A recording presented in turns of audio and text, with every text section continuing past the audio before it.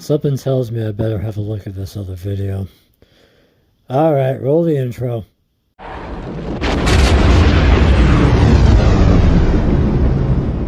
Hey friends and neighbors, what is happening? So, one of my previous reactions was to Forged by Light's alternate take of Star Trek II's ending, where Khan activates the Genesis device and, events of that play out, but it was reimagined with some different shots of the starship with practical effects and not computer generated, which I thought was rather nice. Excelsior even showed up at the end for a cameo. And after I posted that reaction, Forged by Light left me a comment saying that they had a different take on that they felt was better. So that's one of the reasons I thought I should take a look at this other alternate take. And to be honest, I did get a few comments on that reaction about what was the point of it, why was Excelsior there. It was a what if just for fun. That's my take on it. Not every video has to have a purpose behind it. Sometimes it's just fun. At least that was my initial reaction to those comments. But thinking about it now, some people were wondering why Excelsior showed up when they didn't seem to do much other than just be there. And I kind of get that. They probably had to work through the structure of the original film. So having Excelsior show up is a nice touch. But as far as them doing anything, they had to work within the existing storyline for Star Trek II. So, unfortunate limitation. I can't help but wonder if maybe that's going to play out a little different with this video. We'll see. Get into it.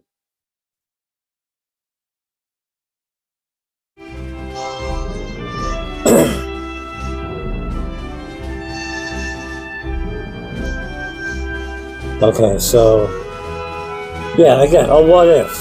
What if Starfleet decided to send help?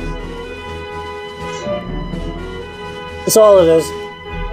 NJM Productions with the effects. At warp speed in 3 minutes or we're all dead. Oh, so we're cutting out Khan activating the torpedo. All right. Get us out of here. Best possible speed. Us.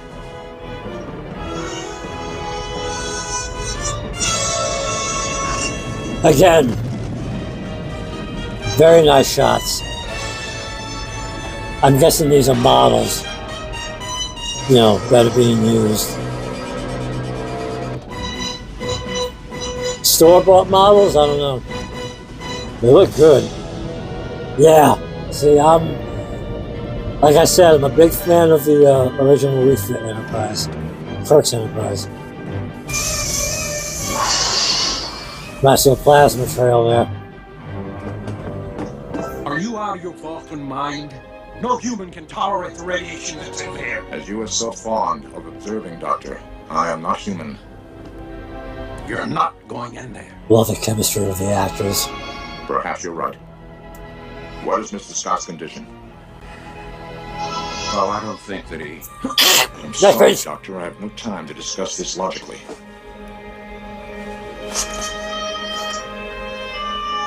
Remember. By the way, a little bit of trivia. Spock, the very end of Wrath of Khan, where the Spock's burial torpedo was on the Genesis planet, that was not planned. Neither was that mind meld.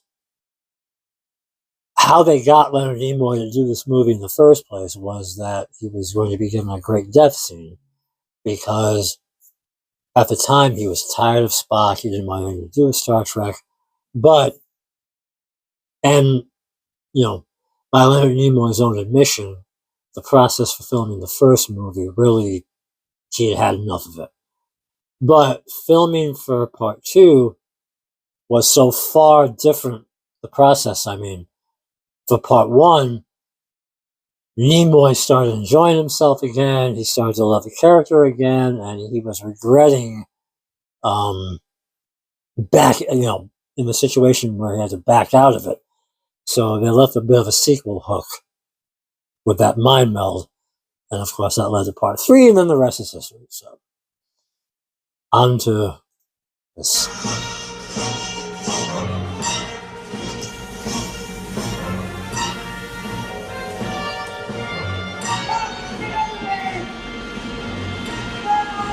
Always blows my mind that James Doohan was Canadian and not even Scottish.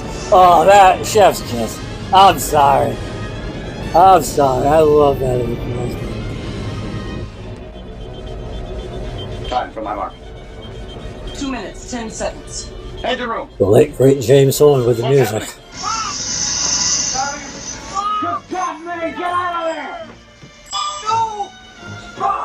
I mean, I know Jerry Goldsmith did like probably the most recognizable Star Trek theme, like the Next Generation, but I've always associated James Horner's music with the original movie series cast.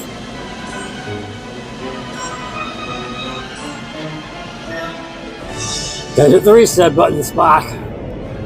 Okay, there's Excelsior. Looking good. Time. 3 minutes, 30 seconds.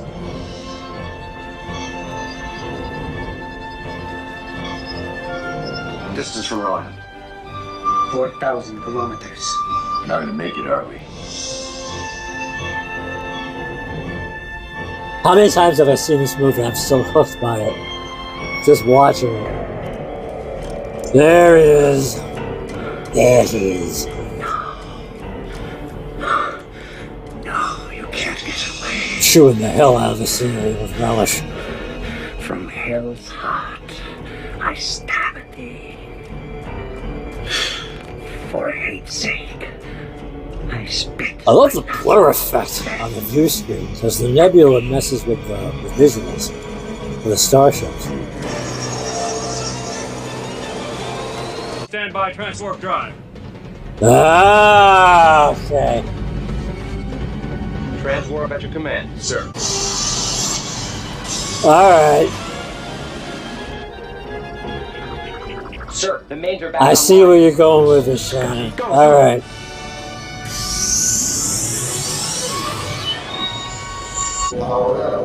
Execute. And yeah, okay. Oh, sweet. Alright.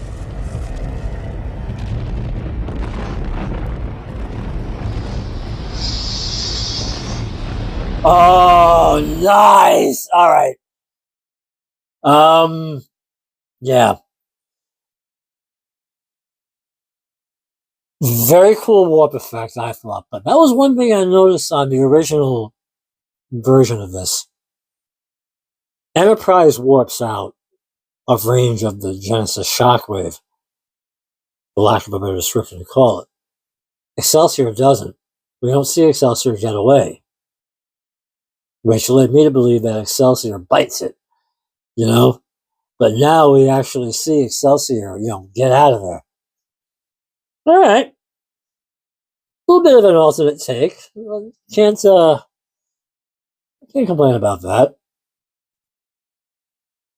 Again, a little bit of creativity, a little bit of imagination. As long as you have the right resources, it's amazing what you can do.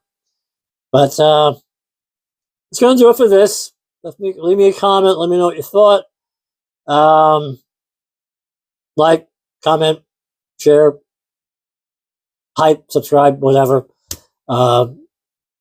Give my channel a boost. Hope you enjoyed it, and I'll see you in the next video. And until then, as always, please be good, be well, be safe, be happy.